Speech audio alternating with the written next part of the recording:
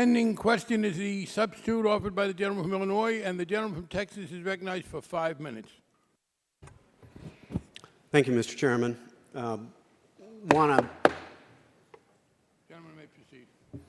Thank you, Mr. Chairman. Certainly the GSE history lesson was interesting.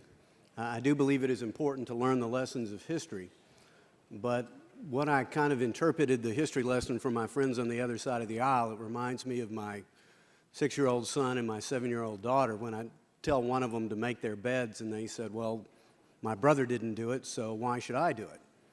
So yes, I frankly wish that the GSEs had been taken care of on our watch. I believe there was certainly a majority of Republicans who wanted to do that. I think about 95% of the Democrats were opposed to it. And people say, for example, well, the Federal Reserve never did anything with respect to consumer protection. But I know in all the years I've been on this committee, every time Alan Greenspan showed up, he pleaded for us to do something with respect to Fannie and Freddie. And I didn't see any help on the other side of the aisle. Now, I know the chairman has spoken of the bill that he managed to get passed, but I would point out as a history lesson, since that was passed, according to the regulator of the GSEs, we're now looking at about $1 trillion of taxpayer exposure for the GSEs. They've driven out all the private players in the market. So if that is reform, I would hate to see what the absence of reform looks like. Will the gentleman yield? Yes, I will. That one, I think, I was telling the gentleman, is unfair. We didn't pass it. It didn't become law until 2008. This House passed it in 2007. Had it been acted on at that point, it might have averted some of the danger. The other thing I would say is it was very much what the Bush administration wanted. So it did come too late to avert the danger. But any suggestion that it caused the problem, I think, is the problem was it came too late. We tried to get it done a year earlier. Okay. Well, I appreciate the chairman's sentiment. On to the Republican substitute. I think really it's important that people really focus on the difference between two approaches here. And number one, I do think it's telling that we continue to talk about the GSEs, and I'm very disappointed that I haven't seen any GSE reform legislation coming out of the administration when clearly it was the major but-for cause. But what we have now, I believe, is a bill that is sweeping, that is draconian in its takeover of a huge portion of our economy. Just through the time that we have discussed it, it's clear that many ambiguities remain in this legislation.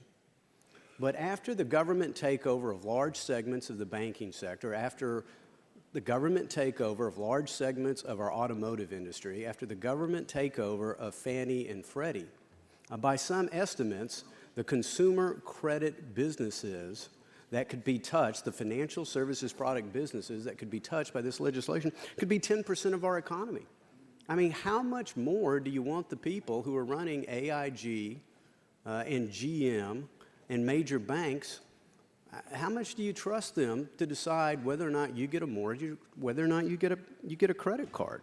So number one, it represents on this side of the aisle a huge takeover of a segment of our economy. Second of all, job loss. I think I heard the gentleman from North Carolina say that a number of companies certainly have margins, I don't want to put words in his mouth, sufficient margins to take these costs.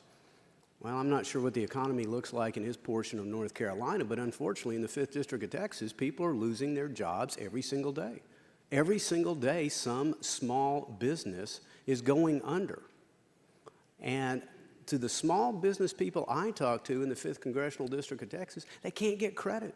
Here we are in the midst of a huge, huge national credit crunch. And so the bill wants to create a huge new federal agency to make credit less available and more expensive at a time where we have the highest unemployment rate in a quarter of a century. That simply makes no sense to me. And how you can call a piece of legislation that ultimately turns the right over to a federal bureaucrat to decide what credit cards you get based on the term unfair or abusive, whether or not you can get a home mortgage loan, and somehow say that is furthering consumer rights. The consumers I know want to choose these products for themselves. The substitute says, let's have effective disclosure. A lot of this disclosure is mandated by the federal government. It's huge, it's voluminous, it's written in legalese, and we can simplify that. It's probably the one area where there is some agreement. And so I would urge adoption of the Republican substitute. Now, yield back to balance my time. Gentleman from